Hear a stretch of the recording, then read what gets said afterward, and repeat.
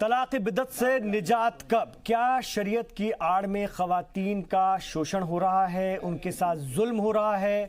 और जब सुप्रीम मैं इसी सवाल के साथ मुफ्ती शमून कासमी साहब के पास आना चाहूंगा। मुफ्ती हैं, अन्ना आंदोलन से आप जुड़े हुए हैं और मैं चाहता हूं कि मेरे प्रोग्राम में इसलिए मैं चाहता हूं कि शरीयत के बेहतर जानकार को हमेशा रखूं। मुफ्ती साहब ये बताइए कि सुप्रीम कोर्ट के जजमेंट को तो सारे मौलाना हजरात मान रहे हैं, सारे उलमा हजरात मान रहे हैं, लेकिन उस पर कानून बनने पर बड़ा दुख हो जाता है, ऐसा क्यों? नहीं, पहले तो देखिए इमरान भाई, मैंने सब लोगों को सुना। मैं आपको बताऊं कि इस्लाम एक निज़ाम हयात है, लाइफ स्टाइल है, कैसे आपकी लाइफ होनी चाहिए। और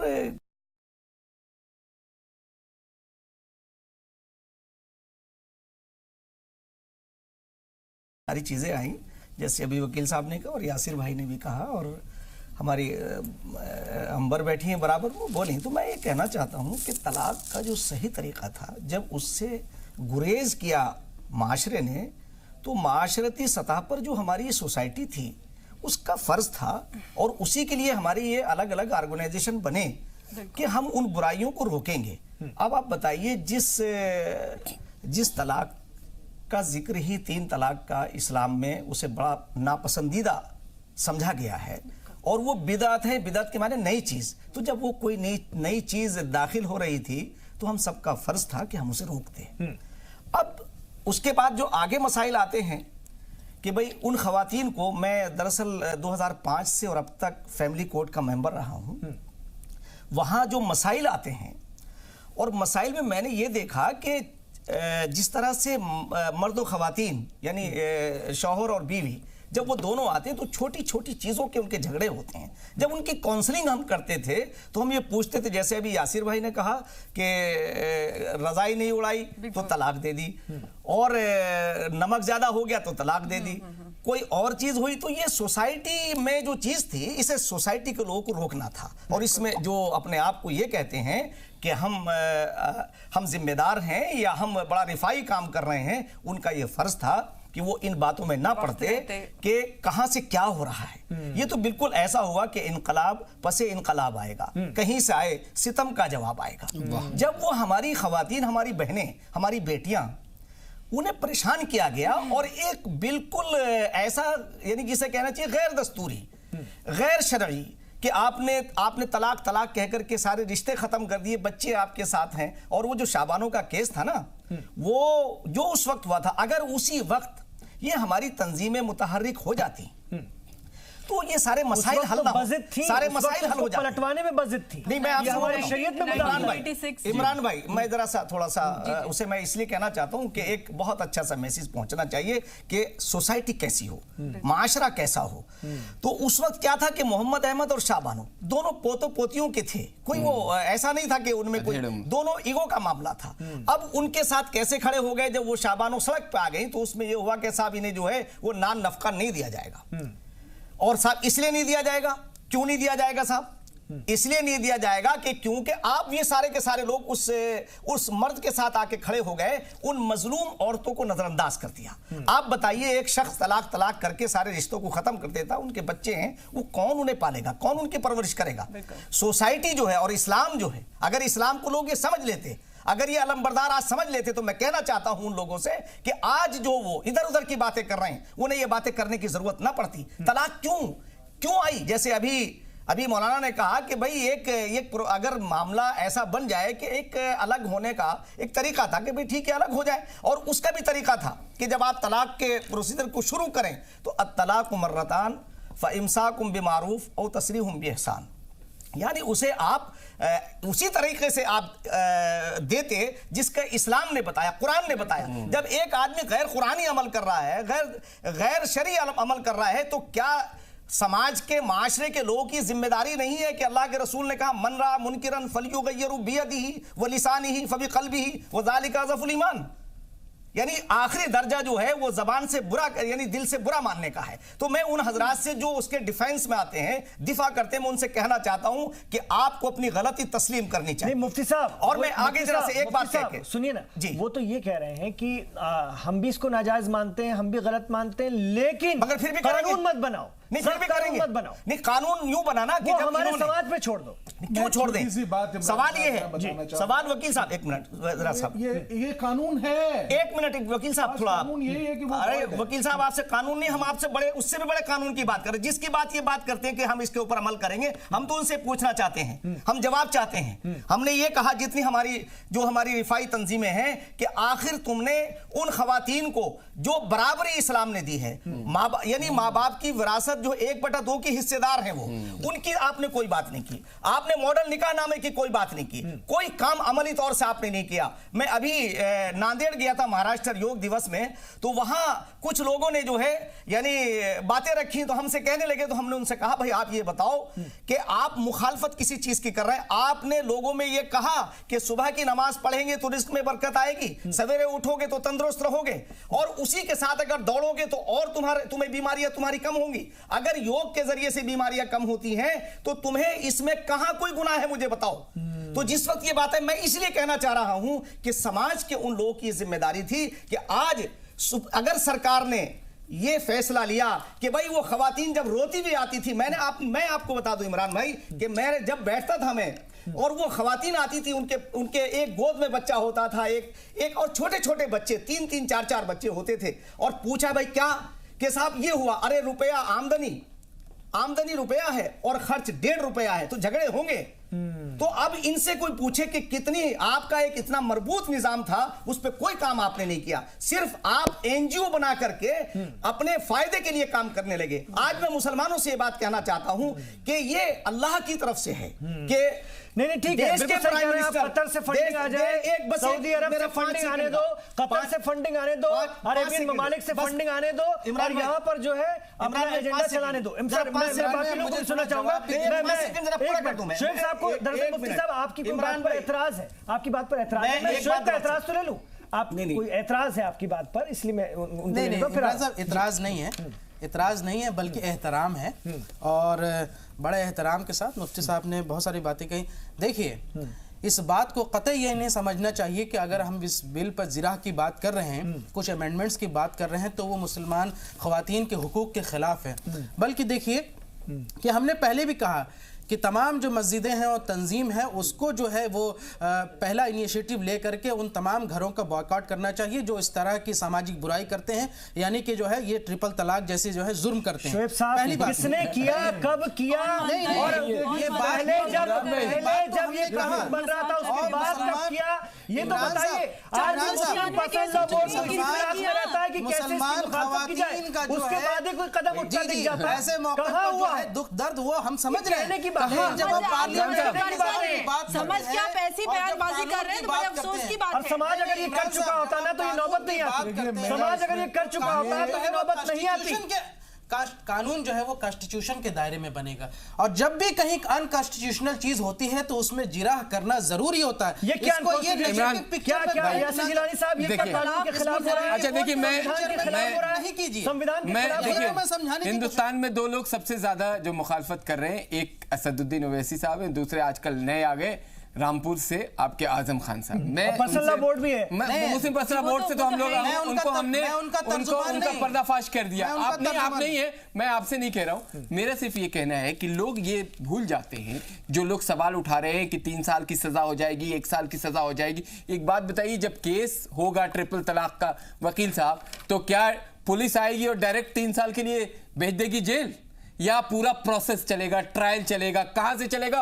उसको एक एक चीज डिकोड किया गया है इस कानून के अंदर कि मजिस्ट्रेट के पास क्या पावर है, मजिस्ट्रेट के पास कौन से लोग आएंगे, मजिस्ट्रेट से कौन लोग बात करेंगे, कौन कौन जो आपके रिश्तेदार हैं वो आपके लिए अपील कर सकते हैं। और उसके बाद भी आपको उस काउंसलिंग के बाद भी मजिस्ट्रेट के सामने जब ये काउंसलिंग होगी, उसके बाद अगर आप कोर्ट तक पहुंचते हैं तो कोर्ट का एक पूरा प्रोसीजर होता है। आपसे ज्यादा बेहतर कोई नहीं समझ सकता, आप प्रैक्टिसिंग लॉयर हैं और डेली आप कोर्ट में रहते हैं। तो उस प्रोसीजर के बाद अगर वो तब भी नहीं मानता है, तब जाके उसको सजा होगी। और अगर सजा होनी इसलिए जरूरी है कि अगर आप सजा नहीं देंगे तो नजीर कैसे पेश करेंगे, बहनों को इंसाफ कैसे देंगे। जो बहनें 2-2, 3-3 बच्चों के साथ गली गली मोहल्ले मोहल्ले घूम रही हैं, जिनको खाने तक की नौबत नहीं है, जिनकी हालात अगर आप अभी आके दिल्ली के जो पॉश इलाके हैं उनके कुछ एरियाज हैं, मैं आपको ऑफ एयर जब आप होंगे तो मैं बताऊंगा, आप जाके वहां पता करिए, जिनकी हालात इतने खराब हैं कि आपके सिर्फ उनको देखने के बाद रोंगटे खड़े हो जाएंगे। वो तलाक, ट्रिपल तलाक जैसे गुनाह से पीड़ित हैं। और हम जब उनको इंसाफ के लिए बात करते हैं तो आप हमें प्रोसीजर बताने लगते हैं, आप हमें कानून के अंदर supreme court null and void कैसे कर सकता है वो? क्या सुप्रीम कोर्ट उन औरतों को नहीं देखेगा? क्या सुप्रीम कोर्ट उन औरतों के हक की बात नहीं करेगा? और क्या ये पूरा प्रोसीजर चलेगा नहीं? आप चले उसके बाद भी अगर कोई आपने बहुत अच्छी बात कही, अगर कोई इंसान सुन गुनाह लीजिए, करता है थोड़ा तो सुनने मुझे का लगता है- ज़र्फ भी रखिए। अरे आप तो बात सुनाइए, फिर मैं चुप हो जाता हूं अगर मैंने कोई गलत बात कही है तो संजय चड्डा जी यहाँ आपने एक्सपर्ट बहुत बैठे अच्छी हुए बात कही है। मैं इन्हें एक्सपर्ट मानता हूँ, ये बताएं कि अगर इसने बिल कोई के गलत बारे बात में कही आपने है नहीं, मैंने ये कहा कि बिल में कहीं पर देखिए एक बिल की जो है ना प्रोटेक्शन भी लगती है। जैसे हमने 498 डॉरी एक्ट की ये 498 डॉरी केस नहीं है, आप लोग समझने की कोशिश नहीं कर रहे। ये एकदम एक अलग जिस तरीके से शाबानों के लिए अधिनियम पार्लियामेंट ने बनाया था, 1986 अधिनियम एक बार पढ़ लीजिए आप जाके, उनके लिए स्पेशल बनाया गया था। इसी तरीके से ये ट्रिपल तलाक के लिए एक अधिनियम बन रहा है, उससे आप कम से कम देखिए, चर्चा करने से पहले आपके वो बड़े बैरिस्टर साहब आते हैं, जज्बाती होकर बातें करने लगते हैं। 24,000 केसेस हर साल ऐसे आ रहे हैं जिसमें 498 का गलत इस्तेमाल किया गया और फेक केसेस में जेल में जा रहे हैं। हमने कहा कि इस बिल चर्चा नहीं कर रहे हैं, वुमेन प्रोटेक्शन बिल में तलाक पे चर्चा कर रहे हैं, हम तलाक पे चर्चा कर रहे हैं, होंगे उसके लिए भी सजा होनी चाहिए। अरे यार भाई, हम खेत की बात समझ करते हैं, नहीं आ रही, आप बिल्कुल आप खेत की बात मामले को घुमाने की कोशिश यासिर गिलानी साहब कर रहे हैं। मुफ्ती शमून कासमी साहब, मैं आप ही के पास आना चाहूंगा, मेरे पास अब ये आखिरी मरहले में हम लोग हैं, सबसे मैं कोशिश करूंगा बात कर लूं। मुफ्ती साहब ये बताइए कि बार बार यही कहा जाता है कि जब इस पर पहले से ही कानून है, इसको लेकर पहले से ही मामले तय हैं, तो फिर नया कानून क्यों, ये सख्ती क्यों? यही बार बार सवाल उठता है और इसी को कहते हुए वक्त खींचने की लगातार कोशिश हो रही है। नहीं, देखिए, जैसे मैं भी कह रहा था आपसे कि दरअसल मैंने वो शेर पढ़ा था कि इनकलाब पसे इनकलाब आएगा, कहीं साहिब सितम का जवाब आएगा।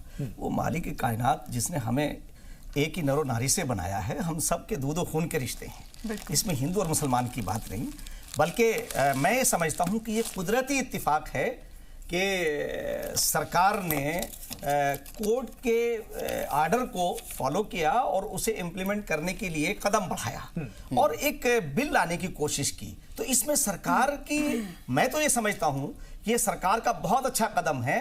और रह गई जो लोग ये कहते हैं साहब वो जेल में चला जाएगा, अरे भाई आप जेल में जाने की नौबत क्यों आने दे रहे हो? उस आदमी को इतना डर लगना चाहिए, उसे डरना चाहिए, वो अपने बच्चों को, अपनी बीवी को छोड़ करके, जो अगर वो ये हरकत कर रहा है तो उसे जेल में जाने का आप डिफेंस क्यों कर रहे हैं? इसलिए कर रहे हैं कि आप जो हैं उन जालिमों के साथ खड़े होंगे, मजलूम के साथ खड़े नहीं होंगे। अरे अल्लाह के रसूल का तो सबसे पहला, हजरत मोहम्मद सल्लल्लाहु अलैहि वसल्लम का पहला काम यह था कि हम जालिम का साथ नहीं देंगे, मजलूम की मदद करेंगे। आपकी वजह से तो इस्लाम जो है वो बिल्कुल अपनी, यानी ऐसा लग रहा है जैसे हम ज्यादतियों के साथ, जालिमों के साथ देने वाले लोग हैं। तो अगर आज ये सरकार ये फैसला लेती है तो मैं ये समझता हूं कि ये प्राइम मिनिस्टर का बहुत अच्छा फैसला है, ये सरकार का बहुत अच्छा फैसला है। जो लोग ये बातें कर रहे हैं, मैं उनसे ये बात कहना चाहता हूं कि आप जरा बैठिए तो ये डिस्कशन करिए और बताइए कि आप शरीयत का कितना पालन कर रहे हैं और आपने शरीयत को कितना दागदार किया है। मैं उनसे पूछना चाहता हूं कि हम बहु बेटियों वाले, माँ बहनों वाले लोग हैं, ये हमारा ही तो माशरा है, हमारा ही तो समाज है। अगर हमारी बहन को, हमारी बेटी को कोई इस तरह से लाकर के ऐसा करेगा तो हमारा दिल क्या कहेगा? तो इसलिए सोचना चाहिए कि सुप्रीम कोर्ट ऑफ इंडिया ने जो ये सोचा तो बिल्कुल गैर जानिबदाराना अंदाज पे था। और जो ये सजा की बात है, अगर सजा नहीं होगी तो डरेगा कैसे?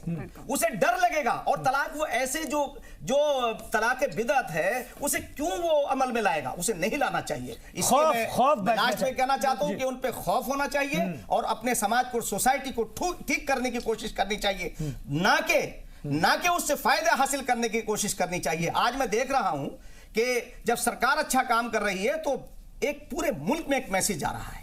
इसमें कोई दो राय नहीं कि कुछ ऐसे लोग उठ करके आ गए जो नहीं चाहते कि ये भाई और बहनों का परिवार खुशहाल रहे। वो कुछ ऐसी ज्यादतियां कर रहे हैं। मैं प्राइम मिनिस्टर की जबान में एक बात कहना चाहता हूं कि उन्हें चाहिए कि वो अपने बहन और भाइयों के परिवार को खंडित ना करें, दूध और खून के रिश्ते को अपवित्र ना करें, वो किसी को भी नुकसान ना दे। अगर ताकत दिखानी है तो ताकत दिखाइए आतंकवाद के खिलाफ, ताकत दिखाइए ज्यादतियों के खिलाफ, ताकत दिखाइए नक्सलवाद के खिलाफ।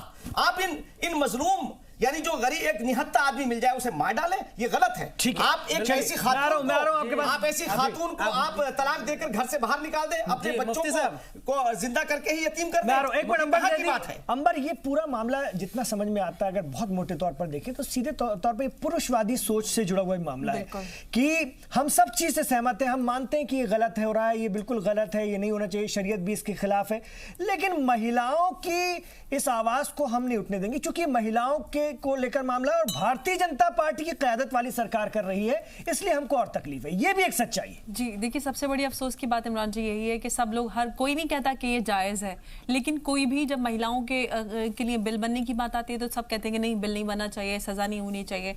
जब एक इंसान गुनाह कर रहा है कुरान के रूह से भी और आप कॉन्स्टिट्यूशन के हिसाब से भी, तो उसको सजा क्यों नहीं मिलनी चाहिए? क्यों कोई भी अपनी बीवी बच्चों को सड़क पे छोड़ के चला जाता है, वो बिल्कुल बेसहारा हो जाते हैं, मांगने की नौबत आ जाती है। कितनी सारी विक्टिम्स ऐसी हैं जिनको अड़ोसी पड़ोसी लकड़ी दे देते हैं या थोड़ा सा चावल आटा दे देते हैं, वो उबाल के और पका के रोटी गुजारा करती हैं। मैं खुद ऐसे विक्टिम्स को जानती हूँ और वो लोग, उनकी खबर नहीं लगते, वो उस गुनाहगार मर्द की दिफा कर रहे हैं जो अल्लाह की नजर में भी गुनाहगार है और कॉन्स्टिट्यूशन की नजर में भी। सबसे बड़ी शर्म की बात ये है। तो फिर क्या करना? तो बनने दीजिए ना कानून सख्त, कानून बनने दीजिए ना। आपको कानून से तकलीफ है, फिर आप कह रहे हैं सपोर्ट नहीं कर रहे हैं।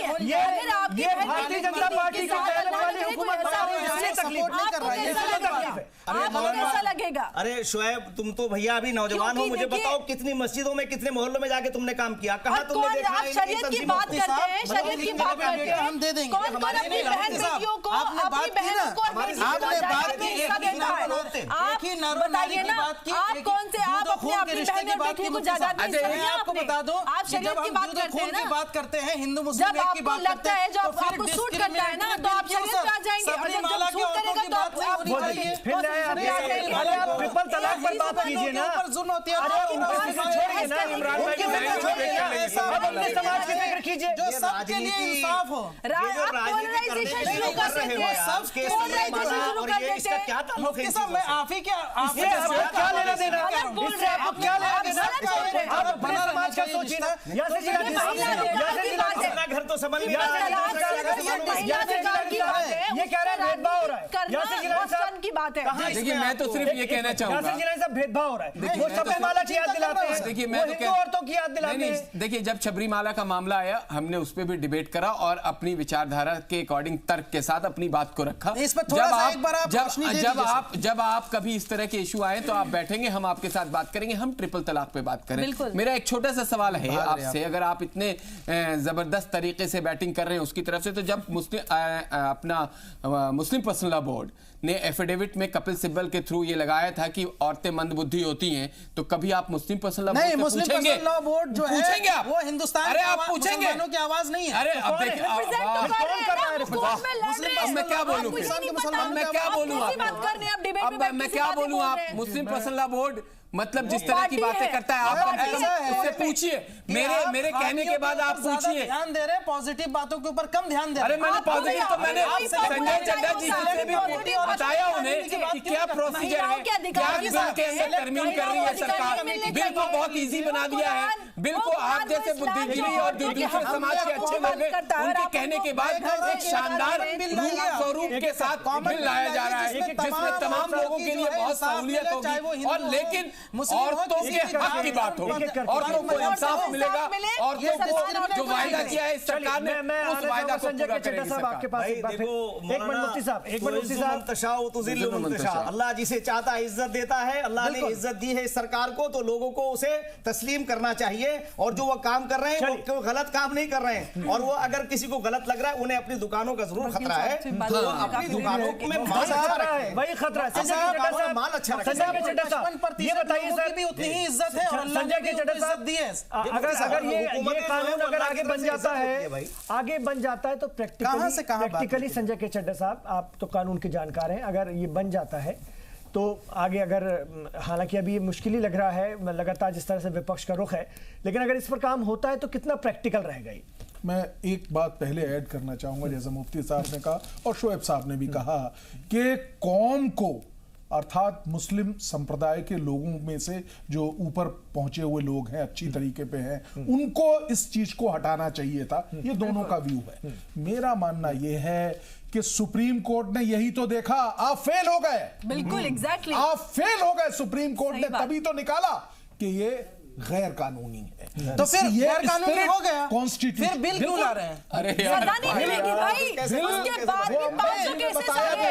लोग समझने को तैयार हैं कि सुप्रीम कोर्ट ने बोला कि दूसरे के कानून बनाओ, मैं बता रहा हूं बनाओ, आपको। लोग मानने के देखिए, लिए तैयार हैं, समझ सवाल रहे पूछा हैं। गया। छोटी सी मैं बात प्रैक्टिकल बात बता रहा हूं। मुफ्ती साहब एक मिनट, संजय जी एक मिनट, संजय जी मैं एक मिनट, मुफ्ती साहब देखिए, बार बार घूम की बात वही आती कि आप एक ऐसी हुकूमत है, एक ऐसी क़यादत है, जैसा कि परसेप्शन बना दिया गया है कि वो एंटी मुस्लिम है और ये आप हमें तंग करने के लिए कर रहे हैं। उस पर आप कह, मतलब ये घूम फिर के वही बात आती है कि जी जब सुप्रीम कोर्ट ने कह दिया गलत है तो आप कानून क्यों बना रहे हैं, मतलब आप हमें तंग करना चाहते हो, ये ऐसा है क्या? नहीं देखिए, ऐसा पिछले 5 साल पूरे हैं और ये अभी 6ठा साल, अब जो दूसरा टर्म शुरू हुआ है, मैं ये कह सकता हूँ पूरे देश के अंदर कहीं कोई भेदभाव नहीं हुआ है।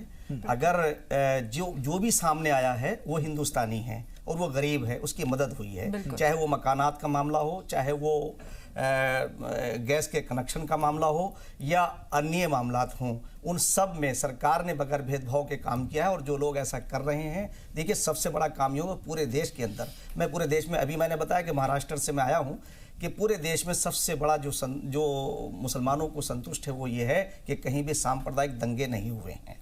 नहीं, परसों सर तबरेज अंसारी को लिंच कर दिया नहीं, गया। वो उसके बारे लिंचिंग में जो है, थोड़ा इसमें तो बोल तुम दीजिए। अपने हाथ से मार लेते हो लोगों को यार। अरे इससे इतनी ज्यादा तो लिंचिंग झगड़े में थोड़ा करते हैं। पाकिस्तान में ईश दंगा, सुनिए सर, पाकिस्तान में ईश दंगा के आरोप में कितने लोगों की लिंचिंग हो जाती है, उस पर आपने कभी आंसू नहीं बहाया? उस पर आपने कभी आंसू नहीं बहाया? सीरिया में, यमन में, वहां पर जो लिंचिंग हो रही है, बम के बम गिराए जा रहे हैं, उस पर आपने कभी आंसू नहीं बहाया? हम हिंदुस्तान की बात कर रहे हैं, हिंदुस्तान में हम कैसे 25 मामले? अच्छा मेरा सवाल ले लीजिए। ऐसा माहौल बनाओ। अभी तुम्हें देख करके लोग, पहले ये होता था कि अपने फैसले कराते थे, आज तुम्हें देख के क्यों मार रहे हैं लोग? कि अल्लाह तुमसे नाराज है इसलिए हो रहा है क्या? मैं पूछना चाहता हूं कि आज जो हालात बन रहे हैं, आपको अपने अमल के अंदर तब्दीली लानी चाहिए या नहीं लानी चाहिए? मुफ्ती साहब, अगर मैं आपको एक बात बता दूं, मुझे 33 साल हो गए मुझे सार्वजनिक जीवन के अंदर, श्री राम का मुझे नारा कोई लेके ऐसा बात है, नहीं मिला है। मुसलमान भी जहां पर बहुसंख्यक होते हैं, ये सांप्रदायिक मामला नहीं है, ये सांप्रदायिक मामला नहीं है, को मारो, ये सांप्रदायिक मामला नहीं है। जवाब दीजिए, मैं खत्म करूंगा। दीजिए आपका एक और इल्जाम आप पर लग गया यासिर जिलानी साहब। देखिए मैं तो थोड़ा सा लगा दिया चर्चा को कहां से टाइम नहीं सर। देखिए मैं थोड़ा अतीत में ले जाना चाहता हूँ इनको सुनिए मैं इनको अतीत में ले जाना चाहता हूँ। ये लगता है मैं इनको अतीत में थोड़ा सा 10 सेकंड के लिए ले जाना चाहता हूँ। मलिहाना भूल गए, जिसको उस वक्त के तत्कालीन मुख्यमंत्री वीर बहादुर सिंह कांग्रेस का के ऑर्डर पे पुलिस ने 40 मुसलमानों को खड़े करके गोली मार दिया था। आप लोगों की आवाज नहीं निकली थी, आज तक इंसाफ नहीं हुआ, गोली मार दी थी। ये मुद्दे आप जब उठाएंगे तो लोग आपसे सवाल करेंगे, क्योंकि आपकी जो तंजीमें हैं, आपके जो इदारे हैं, कहीं ना कहीं आपको हाशिए लेके जाएंगे। ये तो एक एग्जाम्पल है, मैं मुजफ्फरनगर की बात नहीं कर रहा हूँ, मैं भागलपुर की बात नहीं कर रहा हूँ, मैं इन सब चीजें याद नहीं दिला रहा हूँ, लेकिन शोएब तुम्हें भी अपनी सोच को बदलना चाहिए। पुकार है, आप उनकी आंखों में डर अरे वो 10 इमरान भाई मैं एक चीज और क्लियर वाज़ेह कर दूं कि जो कल खरसावां झारखंड में मामला हुआ है, उसको कोई भी सपोर्ट नहीं करता, सब खंडन करते हैं। और वहां जो अपराधी हैं, उन अपराधियों को जेल में भेज दिया गया है, पुलिस वाले सस्पेंड कर दिए गए। सरकार बहुत मजबूती से काम कर रही है और कोई भी इस तरह की लिंचिंग की घटना को सपोर्ट नहीं करता। शोएब साहब आपको बुला लूंगा, आप लोग अभी मामला ट्रिपल तलाक का देखिए ऐसे घुमाया जाता है, टाइम खिंच जाए, बस इस तरह से वक्त खिंचता चला जाए, मूल मुद्दे से भटकाए रखो, यही पूरी सियासी कोशिश है। लेकिन मुझे नहीं लगता कि ये सरकार अब डिगने वाली है, क्योंकि इसने अपने शुरुआती हफ्तों में इस पर अमल करना शुरू कर दिया है, बहुत दृढ़ संकल्प के साथ है। मुस्लिम बहनों वालों को न्याय दिलाने की मंशा है। देखना यह होगा कि किस हद तक ये न्याय मिल पाता है, कैसे गवर्नमेंट आगे बढ़ती है और कैसे समाज उसको एक्सेप्ट करता है। बहुत बहुत शुक्रिया। अगली बार मुसलमान इतनी तादाद बहुत बहुत शुक्रिया कि 400 के करीब सीटें आएंगी। बहुत बहुत शुक्रिया आप लोगों का इस चर्चा में शामिल होने के लिए। आप देखते रहिए जी सलाम।